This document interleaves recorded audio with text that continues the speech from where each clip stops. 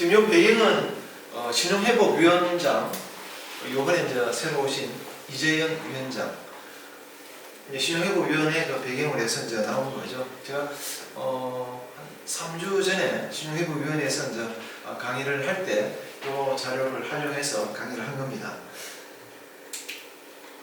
그래서 제가 세금 안 내는 사람들을 도와준다고 하니까 오히려 모럴 해저들을 만드는 거 아니냐라는 얘기를 하도 많이 들어서 안 내는 사람과 못 내는 사람에 대한 개념 정리를 좀 해야 되겠다. 쉽게 말해서 정직한 실패자에 대해서는 적극적으로 구제해줘야 된다라는 게 제 생각이고, 이제 국세기본법도 쭉 이렇게 흘러간 역사가 있는데, 국세기본법 제27조에 보면 납부 의무 소멸이 있습니다.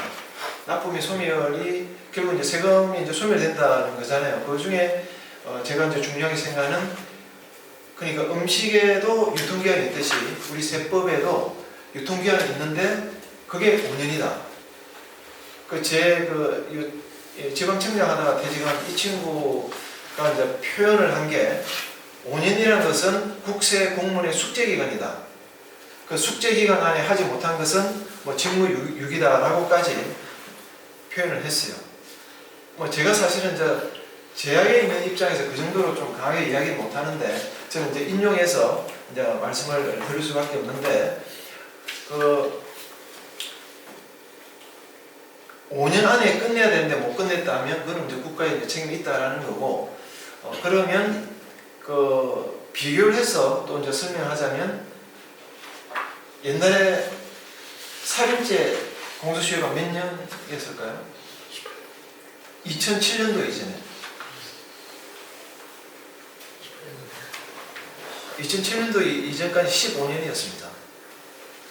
이제 이걸 이제 왜 비교해서 설명하냐면, 지금 5년이라는 시효가 정해져 있음에도 불구하고 10년, 20년, 30년 평생 세금이 따라다니니까, 그래서 제가 비교해서 설명을 이제 하는 거죠.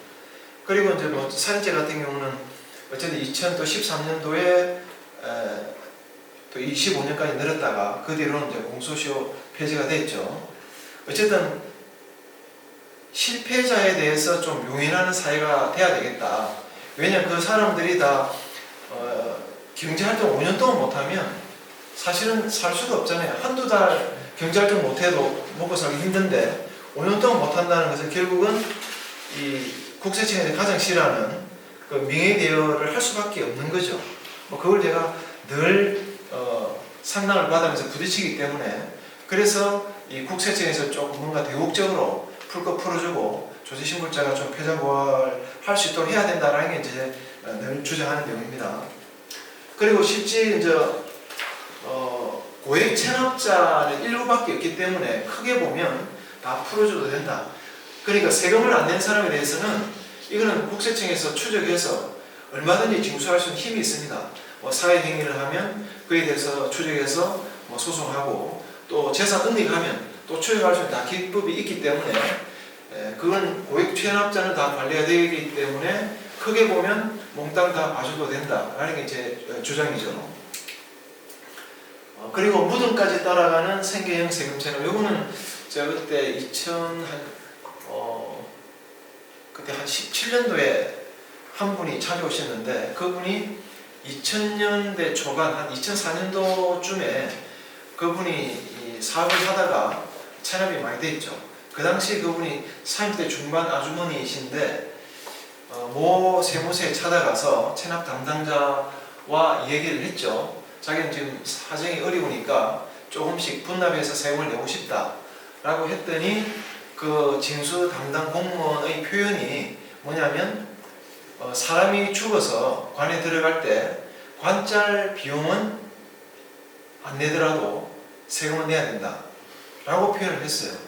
근데 이걸 제가 쭉 얘기를 하다 보니까 어느 세무서 담당자 누구다라는 것까지도 제가 확인을 하긴 했어요. 어쨌든 실명은 다 밝힐 수 없지만, 그래서 그 얘기를 들었던 그 아주머니가 사업도 잘 안 되는 데다가 또 우리 담당 공무원에게 그 소리 들으니까 이 완전히 참 가슴이 무너져서 이 세상을 살고 싶은 생각이 없어진 거죠. 그때 자기 애가 3살짜리가 있고 4살짜리가 있는데 같이 동반 자살하겠다는 생각을 먹고 어쨌든 또 뭐 이런 과정을 쭉 들었는데 그걸 그때 촬영을 다 했어요. 촬영을 했더니 한 며칠 안에 그게 소문이 쫙 다 퍼져가지고 우리 본청에 있는 제 동기가 연락 와서 하는 얘기가 지금 국정감사 중인데 제발 좀 동기끼리 좋은 게 뭐냐 좀 내려달라. 저는 뭐 국세행정에 대해서 비판하는 입장이 아니라서 또 친정이라서 바로 내리긴 했는데 어쨌든 그런 것처럼 이게 조직천합제에 대해서는 굉장히 좀 문제의식을 좀 가져야 된다고 생각하는 거죠.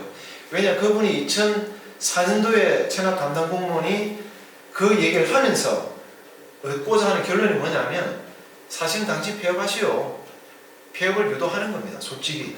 그러면 직권 폐업을 하기에는 좀 공무원이 부담스럽고 그렇게 이야기하면서 자진 폐업을 하는 게 그나마 나중에 뭐 민원 문제 이게 좀 덜하기 때문에 그런 강한 표현을 썼다고 저는 생각해요. 저도 실제로 뭐 그렇게 또 해왔고 그게 이제 다 뭐 실무자들이 하는 뭐 그런 그 속성을 제가 알기 때문에 이제 말씀을 드리는 건데 근데 문제는 이제 그 담당 공무원이 하는 말이 당신이 이렇게 폐업을 하고 나면 5년 뒤에는 체납이 소멸된다 라는 것까지 얘기를 다 한 거예요. 결국 그게 사실은 저 명의 대여를 조장하는 거잖아요. 근데 문제는 2004년도에 그렇게 폐업하고 끝이 났으면 2009년도에 시효 소멸이 되고 납부 의무 소멸이 돼야 되는데 그게 안 된 거죠. 그게 왜 그러냐면 국세기원법 제28조에 보면 소멸시효의 중단과 정지가 있는데 거기에 걸려서 중단이 된 거죠. 중단 사유가 고지, 독촉, 최고, 교부 청구, 압류가 있는데 다른 거는 일회성에 지나지 않습니다. 그러면 딱 고지서 보내면 납부 기한이 있고 그 다음날 시효가 시작이 되고 그리고 5년 되면 끝. 그렇게 되는데 그러니까 예를 들면 2022년 올해 지금 5월달이잖아요. 5월달에 고지가 되고 5월 10일날 고지서가 나오면 5월 말 납기가 되죠. 그러면 시효는 6월 1일부터 시작이 되는데 이제 그 다음 단계는 이제 6월 10일이 되면 독촉장을 또 보냅니다. 6월 10일날 독촉장을 보내면 독촉기한이 6월 말이 되거든요. 그러면 7월 1일부터 시효가 시작이 됩니다. 그런데 압류할 재산이 없다 하면 2022년 7월 1일부터 시작이 돼서 2027년 7월 1일이 되면 납부 의무 소멸이 되는 거죠. 시효 완성으로 인한 납부 의무 소멸이 되고 그리고 모든 체납이 사라집니다. 이게 기본 원리예요. 근데 이제 중요한 건 뭐냐면 이 재산이 있을 경우는 압류를 하게 되고 압류를 하게 되면 압류한 다음 날부터 시효 기산이 되면 좋겠는데 그게 아니고 압류 해제를 해야만 해제한 다음 날부터 시효가 기산이 됩니다. 그러니까 지금 장기 체납자가 많은 이유는 압류를 하고 공무원이 방치를 하는 게 너무 많아요. 그러니까 이제 부동산 같은 경우는 이제 실익이 없는 것들, 그러니까 여기도 또 빈부 차이가 또 나는 거예요. 그러니까 재산이 부동산이 빌딩이 있거나 좀 정말 재산적 가치가 있는 것은 당연히 세무서에서 압류하고 캠코에 공매 의뢰해서 바로 체납 처분 절차 진행하면 어쨌든 공매가 되면 체납 중단하고 또 압류 해제해서 시효가 시작이 될 수가 있죠.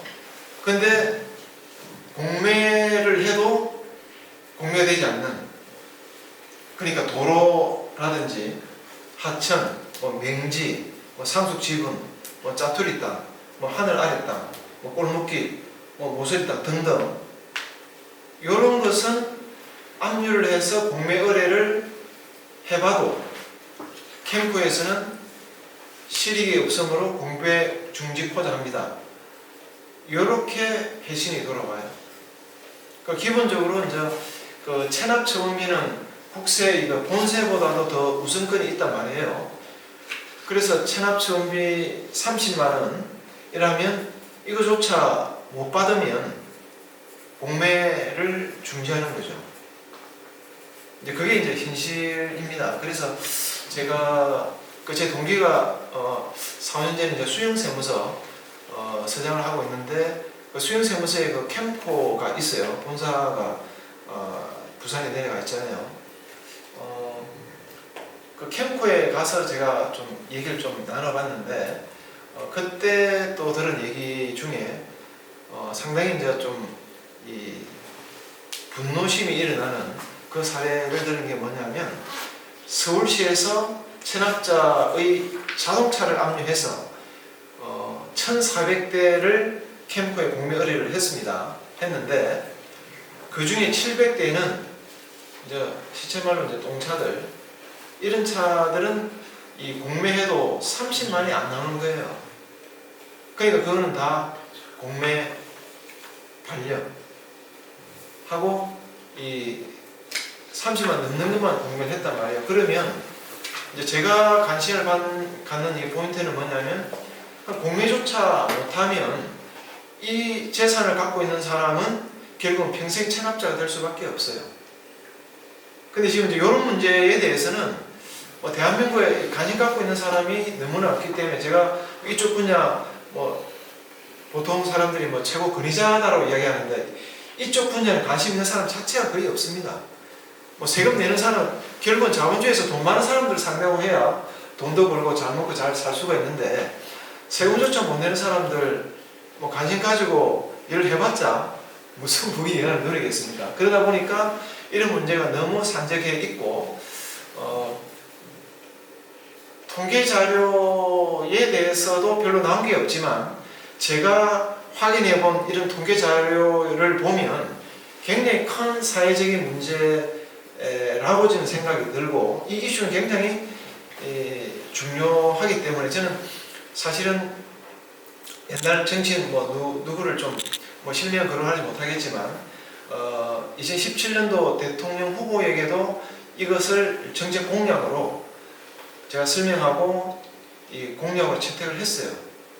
근데 이제 빛을 못 보게 된 거지만 이게 지금 인원수로 따져보면 국세 쪽만 해도 1년에 8조인데 이런 대략 한 32만 명이 되고 또 지방세까지 합치면 이게 숫자가 적지가 않습니다. 2017년도에 경기도에서 체납관리단 5,000명을 뽑았어요. 매년 한 1,500명씩 뽑았는데 그때도 이제 지방세 징수를 하기 위한 목적으로 재원 조달도 하고 그 다음에 공공 일자리 창출도 하고 그 다음에 또 정말 세금조차 못 내는 사람에 대해서는 복지 차원에서 뭔가 좀 돌보겠다는 마지막 이 포인트는 저는 오히려 더 이제 훌륭하다고 생각을 하는데 그렇게 해서 경기도 체납관리단이 발족이 됐는데 그때 통계 자료가 나온 게 있습니다.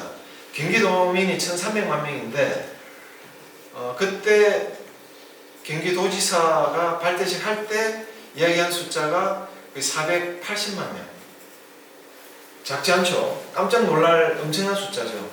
그 경제활동 인구 빼고 나면 거의 경기도민 전체다라고 해도 과언이 아닐 정도로 적지 않은 숫자인데 제가 그래서 그쪽 체납관리단 실태조사서 책 자료를 제가 구입을 했는데 거기에는 420만 명으로 나와 있어요.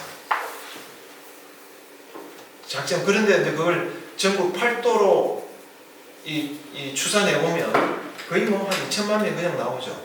그리고 이게 이 채무자 쪽의 관점에서 보면 조세 채무자는 국세가 있고 지방세가 있고 지방세까지 하면 거의 제가 볼 때 2천만 명이라는 적지 않은 숫자가 되고 그리고 또 보면 금융 채무자도 숫자가 적지 않죠. 그리고 이제 검찰청 추징금 이것도 적지 않습니다. 그쪽도 문턱이 너무 높고 그 다음에 이제 과태료까지 저는 이런 채무와 관련된 이 통합해서 컨트롤할 수 있는 그런 기관이 좀 나와야 되겠다라고 늘 생각을 하고 있습니다. 그래서 아까 말씀드린 그 생계형 세금 체납자, 이것도 시효가 5년이 끝나지 않아서 평생도록 경제활동을 못하는 그런 안타까운 사연이 있다는 거 말씀드리고, 아까 말씀드렸지만 지금 국세통계연구에 나오는 20년치를 계산해 보니 그전 표현은 이게 적립보류가 그전은 결손이었습니다. 근데 결손이라면 뭐 세금을 그냥 받는 걸 포기하는 듯한 인상이 바로 드니까 똑같은 내용이지만 적립보류라는 이름으로 바꾸었지만 내용은 똑같습니다. 문제는 이 153조 적립보류에 해당되는 체납자들, 이 5년 만에 딱 졸업하고 재기를 할 수 있어야 되는데 그게 안 되고 있어서 제가 지금 이 자리에서 이렇게 이제 말씀을 드리는 거죠.